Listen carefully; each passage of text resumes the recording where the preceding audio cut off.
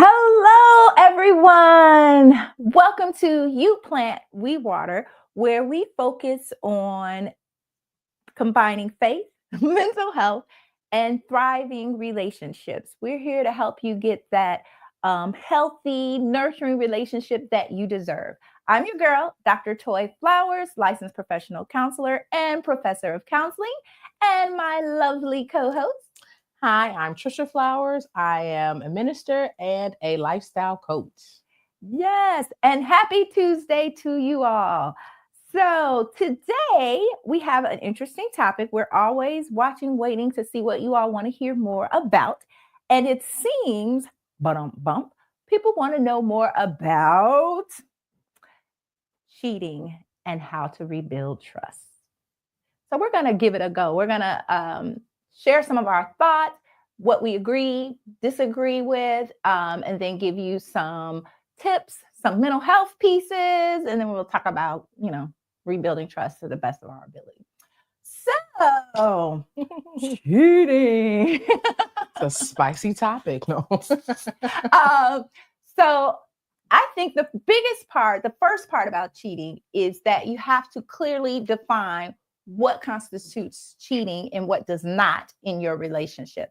And this, I don't know, maybe I'm being overly sunny because I am a counselor, but I think this should be an actual conversation, right? Like, hey, this is what I'm comfortable with, X, Y, and Z. Do you agree? And I think it's something that should happen early on. What are your thoughts? I absolutely agree, because what we don't want is a surprise, right? So I may be a person who feels like calling someone without me knowing is cheating, and you're like, no, that's perfectly fine. So I think that setting the stage for your relationship and what constitutes cheating is an absolute 100%. We need to discuss it from the start. Absolutely. So in the world of mental health, right, we got three buckets usually of cheating. We've got physical, when we usually say infidelity, but that just means cheating. Physical cheating, emotional cheating, financial cheating. Now, under all three of those, there's so much gray area because if you think back to former President Clinton, he would have been in the physical bucket of cheating. But what constitutes cheating, right? Does it have to be full-on sexual intercourse, or is it, the acts that he and the person engaged in, or is it hugging, is it kissing? What constitutes physical, right? Same with emotional. I personally think that this idea of emotional infidelity is the one where it's the most gray area, because a lot of people still don't realize that it could be an act of betrayal. And then same with financial, but there's usually these three buckets, right? Hi. Any thoughts about what I've said so far? Making sense? You may not have any. I don't know why I pointed to you. Hello, Jacqueline. I think that there are a lot of gray areas, and that's why it's important for your relationship to make it a personal thing. So if we stay in the gray area, it's broad, right? So no one knows. I may have one thing, even if with girlfriends, they're sisters, we have different things of what cheating looks like. I could say this for the record. I am a no nonsense. Like, if I don't know what you're doing, then I feel like that might be cheating. Now, that's me. And so the person that willing to date me, marry me, has to know that up front, that I have very low tolerance. And then if that starts, this is another thing. I don't know. I might be sharing too much information, but Go for it. but once we start, I can guarantee you that I will take it to another level of foolishness that nobody has delivered me from, and it won't be good for you. So that's why I'm like, know the rules. Yes, she's saying if it were poker, she likes to take what you did and raise it up a level. Latrice, great point. It's the emotional for me. And I want to highlight that comment, right? Oftentimes, that is it for women. Women are more concerned with the emotional infidelity. Not to say they're okay with physical infidelity, but it's the emotional piece that's the most hurtful. And this will come up when you may be watching movies and things, and they're like, did you love her? Right? Whereas for men, it's just tends to be just the physical act, right? And so when you remember the movie The Best Man, and he kept rethinking that physical scene of her with his friend and getting angrier and angrier, right? So to highlight the gray area, we found what is this called that we found on Facebook? A reel? I don't know. A reel. Okay. Oh, and I lost it. But luckily I sent it to my sister. We found a reel that kind of is covering the gray area, and we're just going to talk about it to see what you all think. We'll share our thoughts. This would fall under that bucket, I would think, emotional infidelity. But it's coming from Chris Perry and his content, and he says, texting another woman is cheating. Giving her attention is cheating. Making her feel like she has a chance. Oh, let me go back. You can insert man or woman, right? Texting another man or woman is cheating. Giving him or her attention is cheating. Making him or her feel like they have a chance is cheating. Cheating isn't just sleeping with someone else. It's if you give another man or woman your time and attention, you're cheating. All right. Let's dissect. What are your thoughts, sis? I think that the texting one is it depends, right? If you were texting and I knew that you had a friend or something like that, and we all knew, that's not cheating just off the back, like, well, you're cheating because you texted another woman. There has to be clarity with that, because when you're doing that or you're saying it like bluntly, there are areas that are not true. Like, this could have been someone's childhood friend that knows you and they're texting. So that, for me, that wouldn't be cheating. Yeah, I hear what you're saying there. I think the way to really tell, especially if you're the one that might be being the betrayer, the way to know if you're cheating or not is, do you want your partner to know about it? If you don't want them to know about that text, you're cheating. I don't care who it is. Like, if you don't want them to know, then this is my humble opinion, then you are cheating.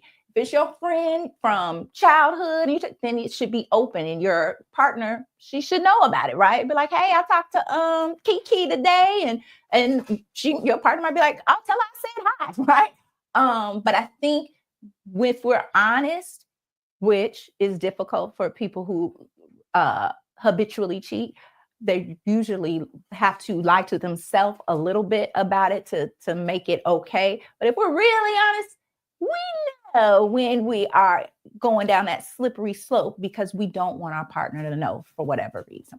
So I would say secrecy, right? So if it's done in secrecy, then you absolutely know that it's not a good thing. Anything that you are not being open about, then you're doing too much. And even if you are cheating, you're leading your way into that, because again, if you wouldn't want it done to you, then you shouldn't be doing it.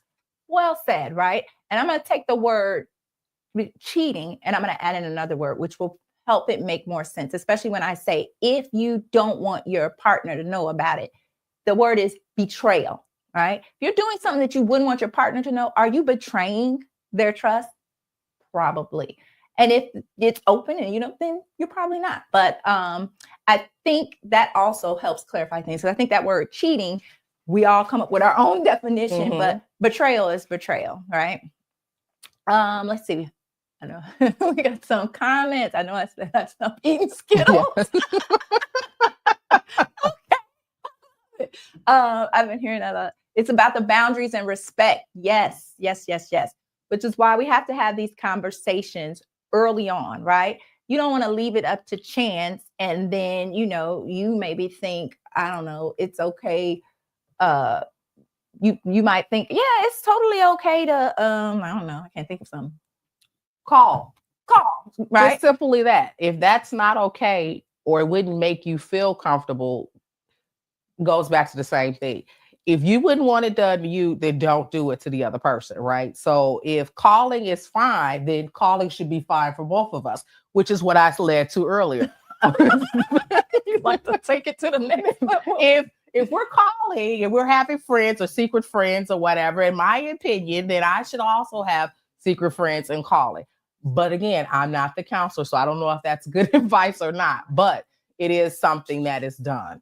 Well, I'll say this, even as a counselor, we don't have the final say, and it really is up to the couple to determine, right? So even when I'm working with my couples and they feel there's been a betrayal, I have to go with what their values are, not my own. So, and then that's how we'll assess whether that has happened or not. All right. Okay.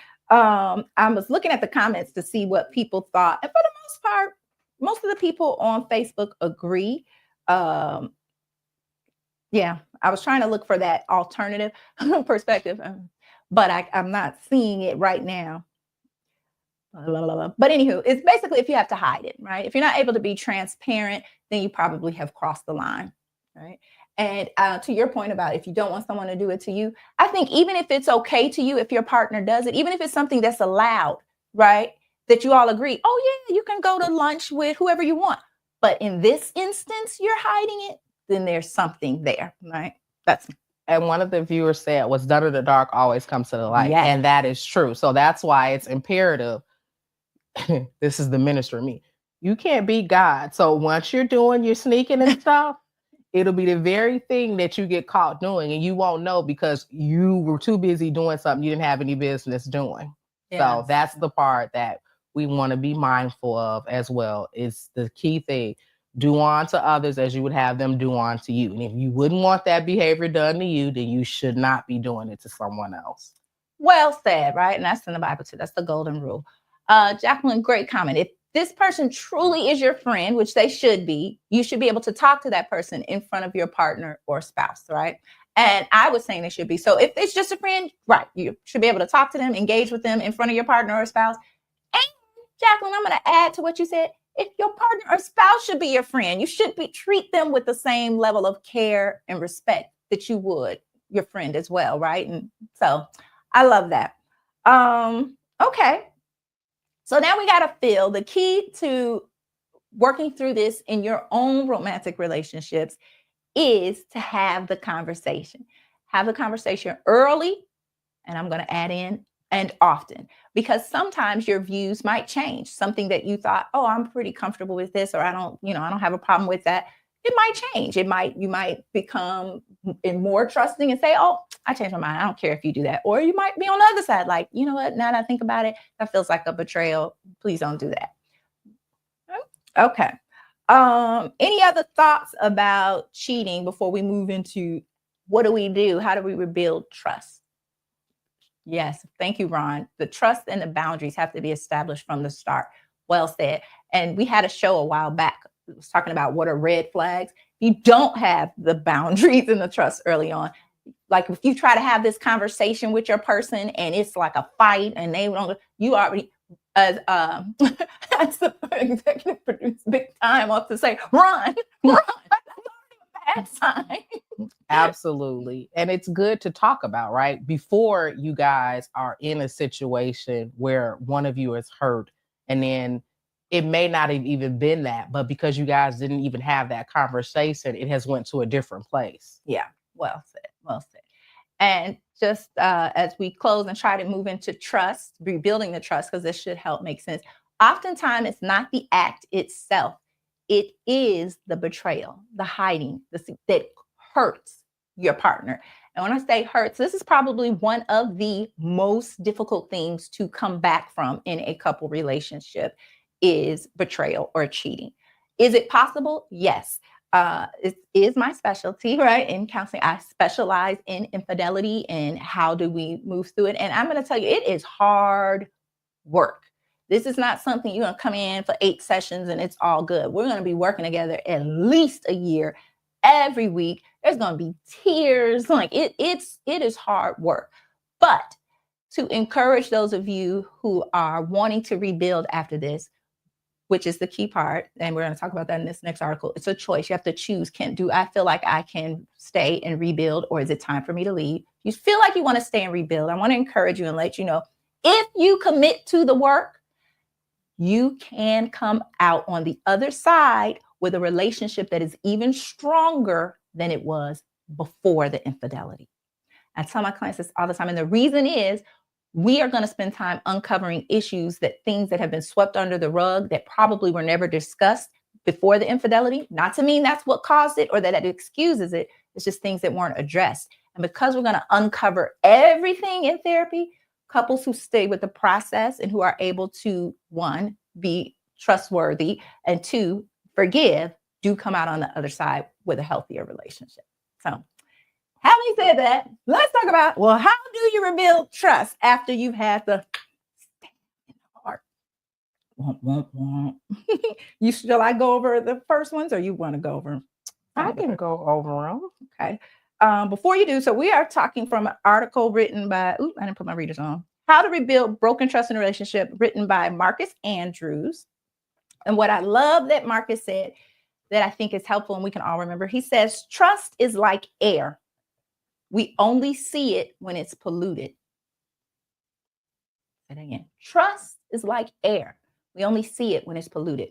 When all is going well, trust is like unspoken. You're not even thinking about it. It's like the air you breathe. You don't have to tell yourself, take a breath, take a breath, take a breath, right?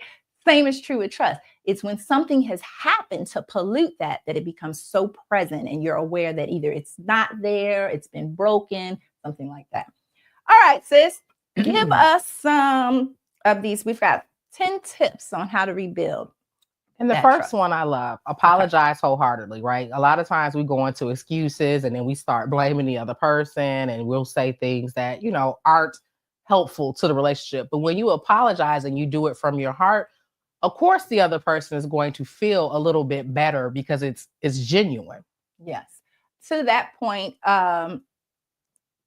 in a prior, very long-term relationship, my person had a friend who, well, I don't want to say too much about it. I don't want to expose their business.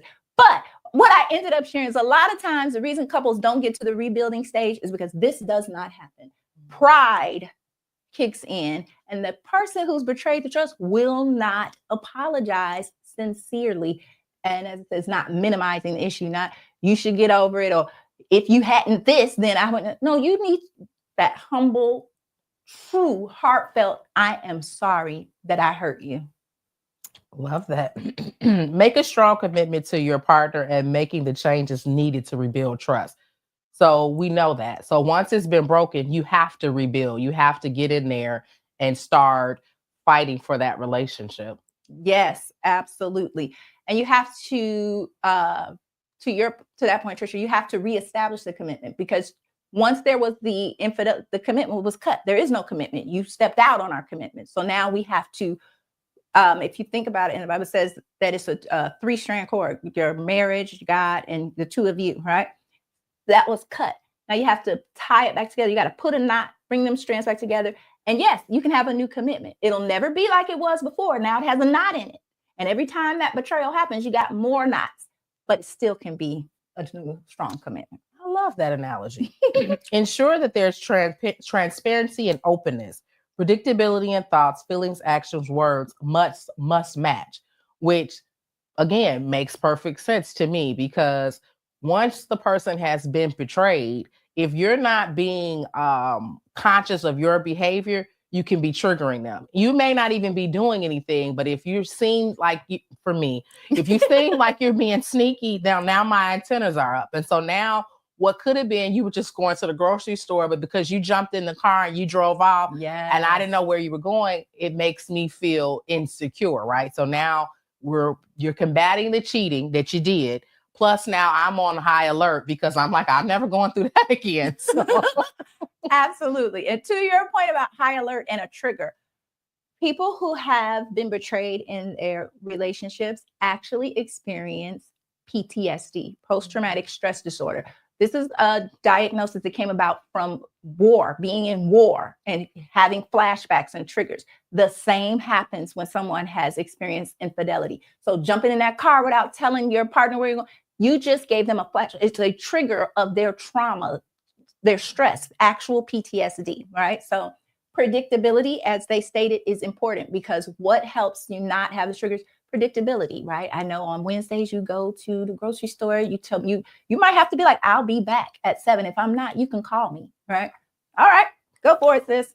4, ensure there's a willingness to actively communicate. So making sure you guys are open to talk, because like she said, in counseling, if you guys are not communicating what happened, there are issues that can resurface and you'll still feel that same kind of trauma or urge. Yes, yes, yes. And thank you for that, Latrice. Rebuilding, right? We have to think about it. When we're rebuilding something, it's very different than building for the first time. If you think about a construction site, you got a blank slate, you can build that foundation, you can create anything you want. When you're rebuilding, you're stuck with a certain floor plan layout. The foundation might be there, it might have to be repaired, but you can rebuild. All right. Number 5. Yes, both parties need to be patient. The process will take as long as it takes. And I love that. So there is no like time frame, because when I've been a cheater before. When you're the cheater, this was a long time ago. This was in high school. But for me, and I'm saying this former cheater, I think everyone's been there. When you're the one, you want it to be over with. You're sick of hearing about it. I've apologized. But if that's not the right thing, right? You have to be cognizant of the other person. You have to be aware of their feelings and what's going on. So you can't just rush them through. Like, okay, now it's been 3 months and you just keep on asking me. I did it. So you have to be patient and make sure you're taking the time for that person to heal. It's not a short process. Now, being on the other side of that, because I've also been cheated on, I understand that. But when I was being the cheater, I'm like, now that's enough. Just get done with it. Hurry up. Yes. So well said, sis. And this happens in the counseling process all the time. The cheater wants to rush it through. They should be over it. They should be over it. Wrong. I just spoke to a couple last week who are in this situation, and I let them know getting over the infidelity process is just like the grieving process. It's different for everybody. And you made this bed, you're going to have to lie in it. Like, you broke that trust. However long it takes is how long it takes. So either you're committed to this or you're not. The beautiful thing is time does heal. And the being consistent over time will rebuild that trust, where that person will stop asking and things like that. But what won't work is you saying, you should be over it. That's just going to set it off. Right? All right. The last 5. Be predictable. We were just talking about this. Number 6, be predictable. Be where you are supposed to be all the time, every time. I love that because that helps the other person. Because what happened was you were taking time out to do whatever, if it was financial, if it was, I don't know, the 3, but whatever, you were taking time out to do something that was deceitful. Yes, absolutely. Right. And that being predictable and where you say you're going to be every time on time, it will calm your partner's central nervous system. That your body is actually, their body is responding. That's where the anxiety, all kinds of things, not being able to eat, but being predictable will calm that nervous system. And having a calm nervous system is the physical term for feeling safe. Okay. 7, your words must match your actions. If you're not feeling okay, say so. Which can be hard, right? Sometimes you're like, well, I don't want to go into this. I don't want to talk about it. I already know I disappointed the person, but it is a necessity. You have to do it. Yeah, I love that. And it can be hard, especially when you feel like you have to say something that you know they're not going to want to hear. So that's good. Number 8, tell your partner what your needs are. This builds intimacy, and intimacy builds trust. I love that. No, thought you just love it? Yeah, I love it. I mean, I think it's pretty just, real. yeah, you know. To the point. Absolutely. But to you, back what you said about to the other part about your words matching your actions, telling your partner what your needs are is very hard. Oftentimes, the betraying partner got into cheating because they are not comfortable, nor do they have the skill set to say what their needs are. And so they seek it elsewhere rather than just saying, look, I don't feel seen in our relationship. I don't feel respected in this relationship. I need you to respect me or whatever. They don't say it. And it's hard, because saying what your needs are, if I admit to you that I need anything, I just became vulnerable. Most people are afraid of vulnerability, right? All right. Number 9, learn to say no. How can your partner trust you if you always say yes? How can you build trust if you say yes to something you do not want? And I love that. So it's accountability on both parts, right? If you're a yes person and you never say no, they don't know what do you like this? I love everything. So now they don't know how to really treat you. Yeah. And so it can be shocking if you say no and they're like, you never say no to that. I thought you loved that. So that goes back to the very beginning of making sure you guys are communicating and saying what you need. Yes. The Bible says, let your yes be yes and your no be no, right? And you letting your partners hear you say that no, they know you'll say no to the next temptation, whatever it may be. All right. And 10, learn to grow. We need to learn to examine our past despite the pain. We need to confess to problematic behaviors, past and present. And I love that. So like I told you guys, being a former cheater, you have to grow and you have to know for yourself your triggers. And so I learned this long ago that like for me, it's not a part of it was not being able to communicate that I was not happy. I didn't want to leave the person, but I didn't want to also go it alone. So the growth for me is learning to be able to be truthful and transparent and telling the truth. I'm not happy. And I learned that. So now I will walk away before I do that because the look on that person's eyes hurt me because I was the one doing it. And I couldn't face myself because I'm like, I'm sorry. I didn't mean to do that. Yeah. And so that's the growth that I learned personally. That's powerful. And I love that you're admitting that in your young years, you did cheat, because I think everyone on this planet has some experience being betrayed and being a betrayer, right? Now, others, it becomes almost a thing in and of itself, like an issue they need help with because they can't stop. But we've all been on both sides of the coin, even if it's small, right? You may not have did some grand betrayal, but there's something. So I love that you shared that. I hope you found that the information we shared is helpful. Like we said, you can come out on the other side with an even stronger relationship, but there has to be a commitment. You first have to choose both parties. This is what we want. We want to rebuild our relationship. The betrayer, you've got to exhibit patience, understanding, and a sincere heart, sincerely being sorry and wanting to move forward. The one who's been betrayed, you've got to work on forgiveness, true forgiveness. Forgiveness doesn't mean forgetting. Forgiveness doesn't mean what you did is okay.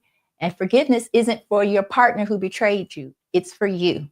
Not forgiving is like drinking poison every single day that you wake up. All right. So they asked will it be a part 2. So I wanted to make sure part 2 to make sure that we were aware of that. If you guys really want a part 2 with the cheater, no, I'm just they're gonna be in the witness protection. You know how the people had a voice to Skylar? No, you're talking about yourself. I'm just joking. But you guys we can do that. We can. I think that'll be great. Maybe who knows? Maybe we'll do something there. So thank you all. It has truly been a pleasure. Don't forget to visit our Facebook page, You Plant, We Water. We'd love to hear from you about what other topics you'd like us to discuss. As you can see, it doesn't matter how taboo it is, we'll go for it. Thank you, thank you, thank you. Take good care. And remember, you plant, we water. Not giving up. Go to your Apple or Google Play Store and download the WVTC Gospel Radio app today. You can also say, Alexa, play WVTC Radio Skills. Would you like to play WVTC Radio Network? Absolutely. Download it today. Views made on the preceding program are not those of WVTC Radio, iNetworks Communications, or their financial supporters. Winning victory through Christ, WVTC Allsip Chicago, and iNetworks Communication Station.